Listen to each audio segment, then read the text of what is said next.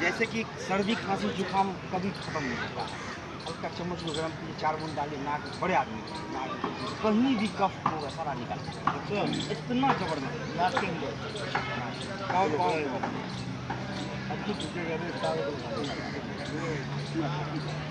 कौन लड़का बना दिया।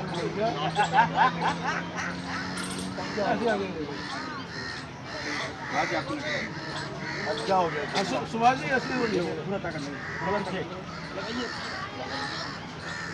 क्या हो गया? क्या